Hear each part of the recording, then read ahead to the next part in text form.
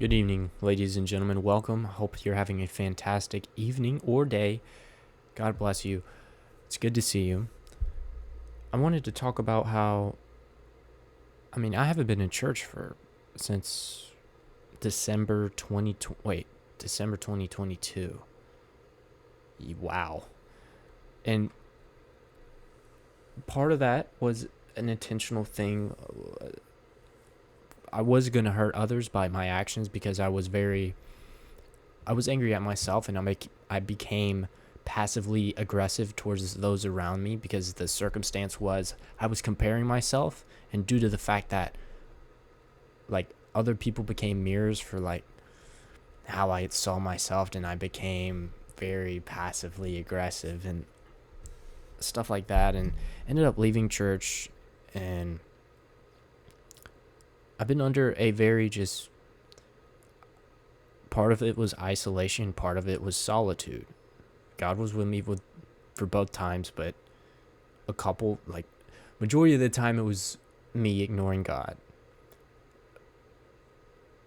But overall, this has been a season where I'm learning like to become properly an independent duo, I guess just dependent on God without external pushes, without external like peers, like cuz I forgot the Bible story. I need to look into it, but there was a guy that had like a king, and I don't want to talk about it because I only want to talk about things that I know for sure about when it comes to the Bible. And anywho, what I'm getting at is outsource your sermons. And it has to be the right people. Holy crap. That's why it just has to match and link up with the Word of God. Is it the Word of God? To the T. Unrestrained. I highly recommend like Paul Washer, which is what I've been recently watching. A certain channel, which I'm going to leave a link into. They have it like slightly edited. And oh my gosh, it is such a treat to watch. And these sermons are so convicting in the right way. Like I'm super happy and blessed to be like to have access to this. And like properly like understanding what it is to like be a man, which let's be honest, it's so lost. It's been so twisted, and it's like society has just given this full-fledged mirage on what a man should be. And this was like it's just the truth. Life is hard. Like part of it is suck it up. It isn't being emotionally dependent on your future wife. No. You don't step out of the car when you roll in the driveway, and the baggage isn't meant for your wife and children to carry. It's good to sometimes talk to your wife. It's good to have your brothers around you sometimes, but mostly it is cast your cares to Jesus. And it is work. And you work hard. You don't, like, it's popular with like culture and everything. Everybody's winning, and this whole idea of as least amount of work with the most amount of success and all this stuff, which there's a degree of like high leverage deals and whatever, but you are to work. We are to work. This is the life of a man. You work diligently as if working for God himself. And another part of the sermon that sticks out, the one I literally just finished watching before I started recording, Paul Washer, and this is an older sermon, but it is truth. He was talked to by younger girls, young women in this church, and they were praying about like their future husbands and such. And he asked like, there's a lot of godly guys in here. They do some stuff like correctly, and what's wrong with them is basically what he asked. And they were like, as soon as these guys don't even like operate for their future, as soon as they get a bit of money, they spend it on a good time, on a good set, on like a new set of rims or the latest Xbox or whatever. And that was back then. And holy crap. One, it's like, I fully understand that. And holy crap, I need to check myself. And now one part of this is, as far as my circumstances, is money is potential. I want to be investing in myself to, basically what I'm saying is I'm not in the position, and I'm 100% not in the position to marry anyways, or be even thinking about a relationship. But money is potential, and I have to reinvest it before I start stockpiling. I do want to be wise with my money, and I have to be tithing with the money I have now. I have to do good with what I'm given now before I'm given more. And the part of this, for those who know me, for those who've been on the channel, the future of this channel is going to be like my craft. The main part of this is my craft, my work, my like art, my work, and that is through cars. And I'm like, holy crap, how is this going to be viewed? The fact that I'm going to be working on cars and personal branding and such, while also running a business on the side, maybe. I want to, and like part of this sermon was talking about sports and how you don't have to necessarily cut it out. It's the fact that you don't make it God. And if you're not meant to serve there, then you're not meant to serve there.